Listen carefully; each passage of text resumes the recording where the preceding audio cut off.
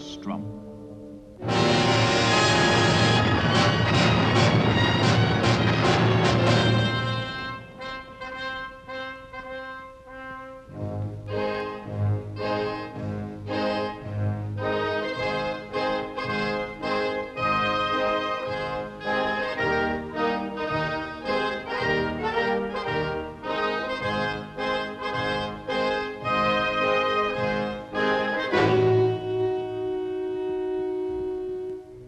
That held the dagger has struck it into the back of its neighbor.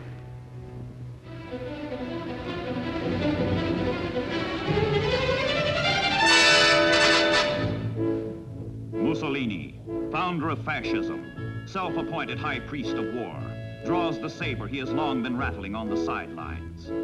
With France defeated and England tottering, he commits the Italian Empire to support his personal pact of steel with Hitler.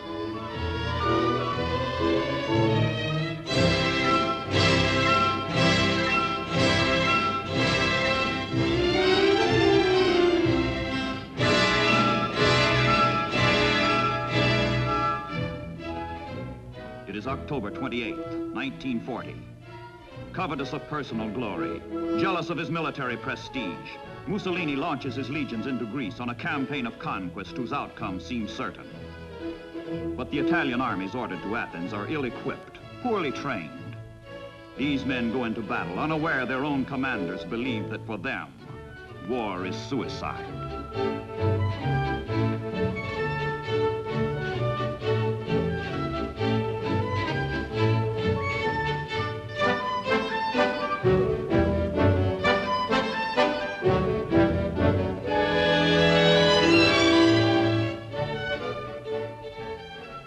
Gabzon troops, outnumbered but not unprepared, meet the Italians with high-hearted resistance and smash the reluctant invaders back across the border.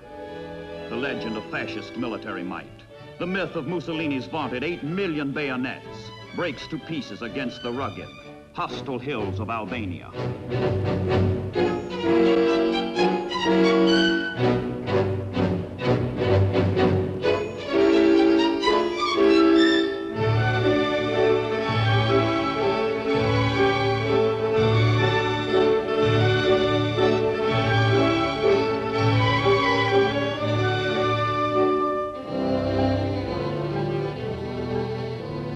Guaranteed Greek independence.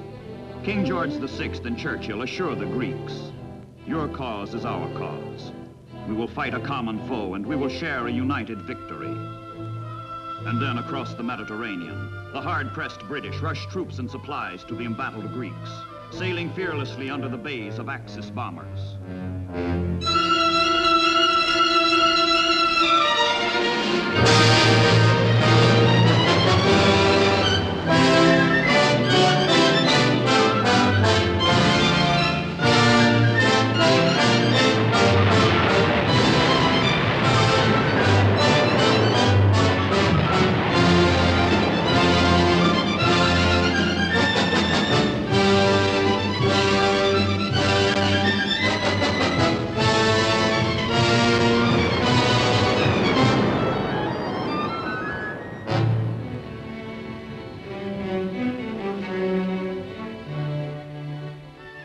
Into the harbors of Greece, under Admiral Cunningham, Commander-in-Chief, Mediterranean, the overtaxed Royal Navy brings in 50,000 British and New Zealand troops, hastily diverted from North Africa, where the Axis has already lighted the fires of war.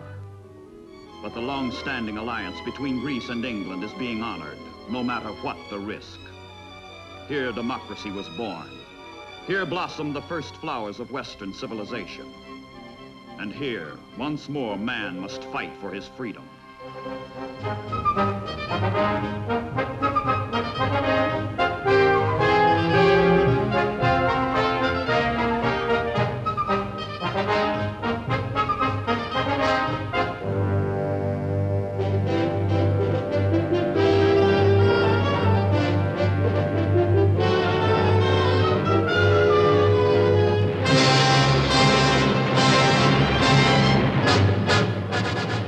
Intervention swiftly brings retaliation.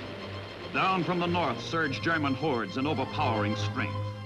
Down they come to the rescue of their bungling Italian allies. Down through the Balkan valleys, the German Wehrmacht storms into Greece in blitz tempo, crushing everything which stands in its way.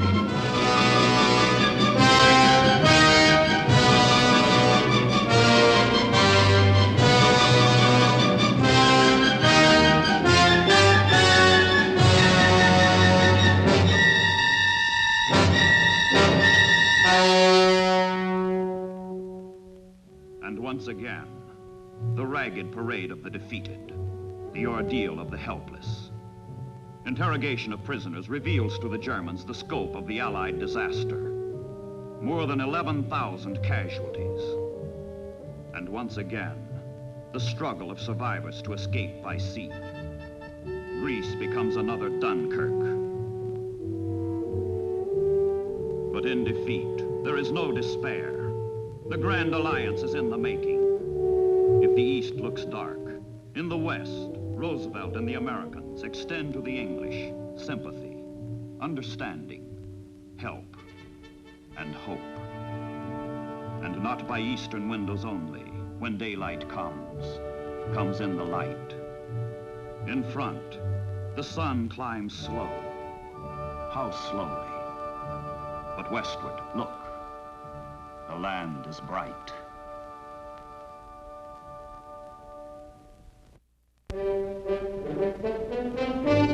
But for a time yet, the Germans will continue to plot and push and plunder. With Greece secure, the Axis seeks full control of the Mediterranean, North Africa, and the all-important Suez Canal. Through unnumbered centuries, Carthage, destroyed by Rome, has silently observed other legions, other men struggle for domination of North Africa. Now, once again, the course of Western society is being determined by what transpires on these dreary wastes, these trackless sands.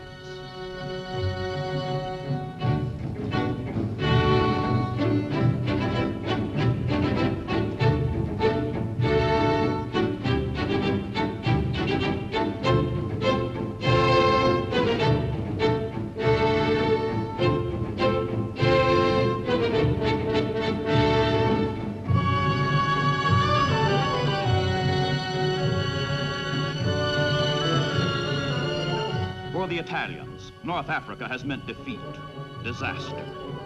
They have vainly challenged the outnumbered British. So the Germans send in their troops to salvage this vital campaign. They mount a major offensive to drive into Egypt, to drive to Suez. Temperature, over 100. Miles to go, more than 1,250, mostly across the Libyan desert. But the Germans are trained and equipped, hardened and armored for the long, hazardous haul to the east.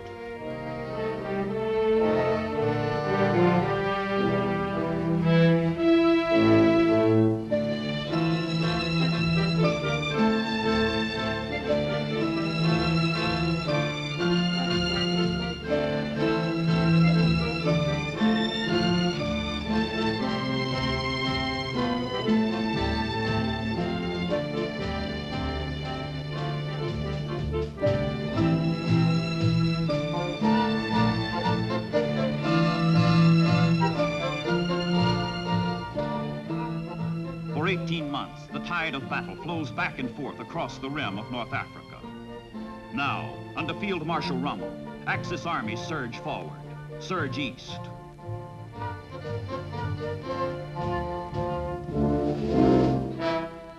For the Germans, Rommel is their hero in the sun, their desert fox.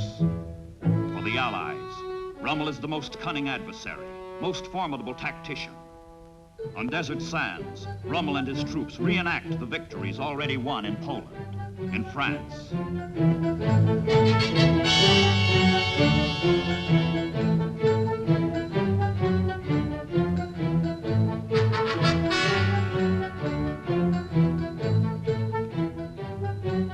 Summer, 1942.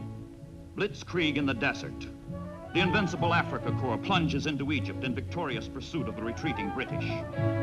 In one 17-day spurt, Rommel's jabbing, stabbing armor comes 350 miles closer to Alexandria, closer to Suez. And while the panzers advance, other Allied fronts are also cracking. The Russians fall back. And with the United States now in the war, Axis submarines are pillaging Anglo-American lifelines in the Atlantic.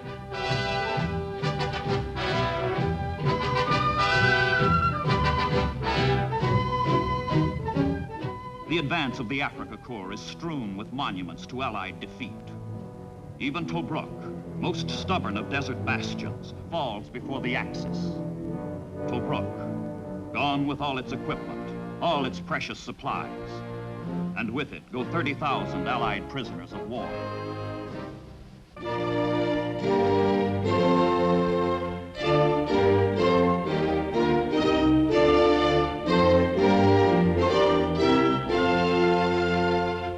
At El Alamein, only 60 miles from the port of Alexandria, Rommel pauses to reorganize, entrench, and await supplies for his final push. Today we hold the gateway to Suez, he tells the world. We have every intention of getting there. We have not come this far with any idea of being flung back. Meanwhile, Hitler's other armies, having overrun all Europe, swamp Russia, and bend south through the Caucasus toward the Middle East, toward Suez. German conquest of Suez in the Middle East would mean loss of oil, and might well mean loss of World War II for the Allies. The Germans consider subjugation of the Eastern Mediterranean more deadly to the British Commonwealth of Nations than the capture of London itself. Suez is on the spot.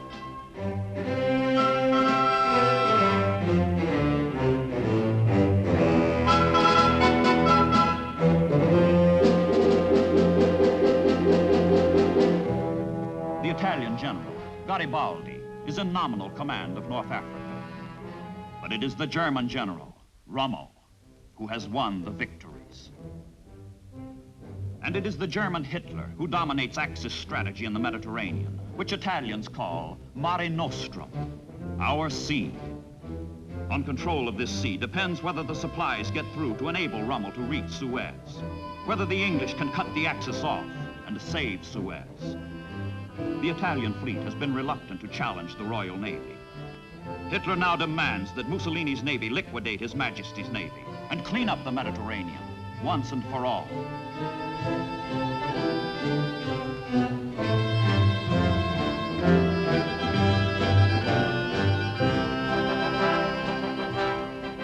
The Italian fleet is a question mark. Its morale, low. Its leadership, uncertain. It has no aircraft carriers, no radar. Protection has been sacrificed for speed, and the sailors themselves call it the cardboard fleet. But the Italian Navy is swift and skilled in maneuver, excellent in gunnery, communications, and torpedo tactics.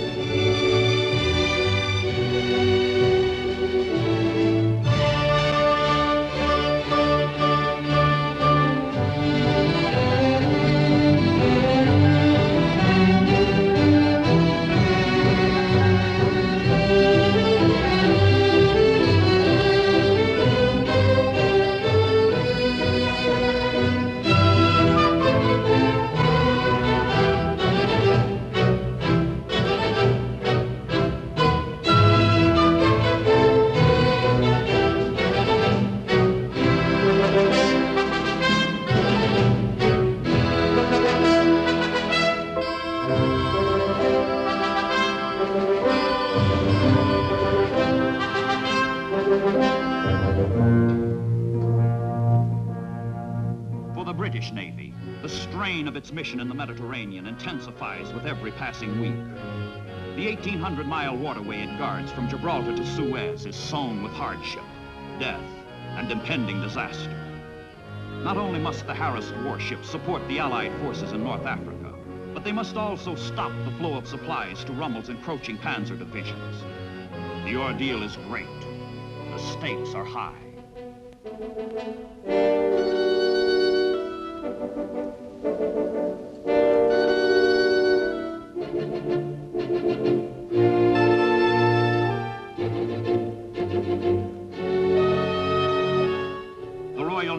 lights up all boilers to meet the challenge of the Italian fleet.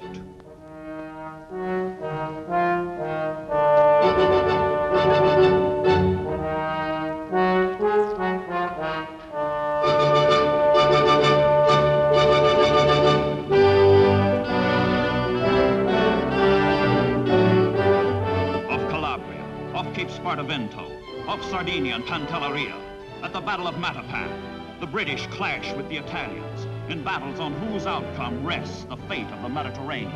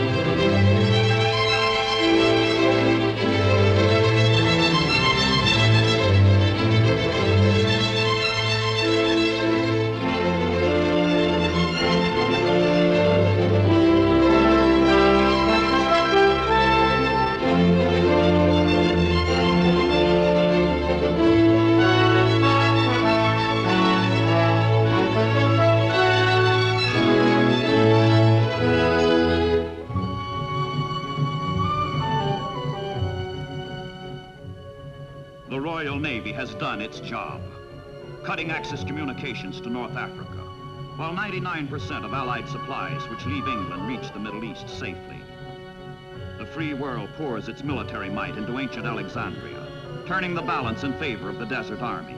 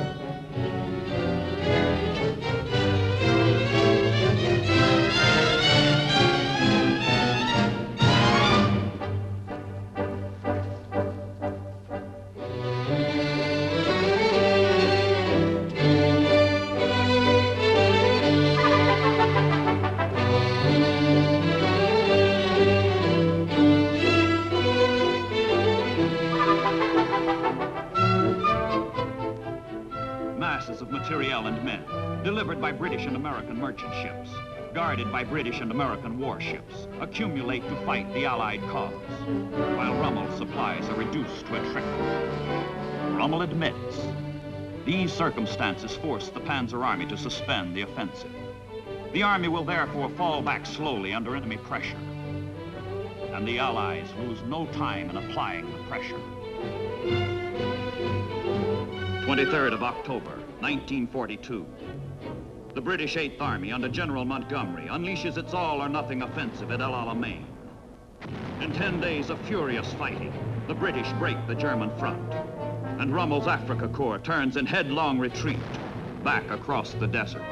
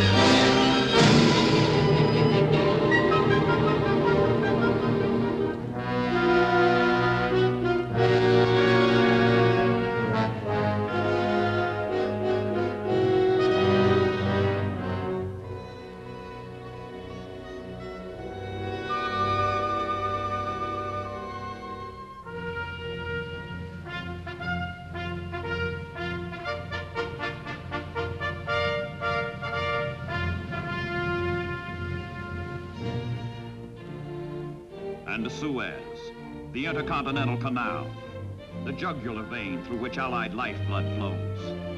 Suez stands untouched and unmolested.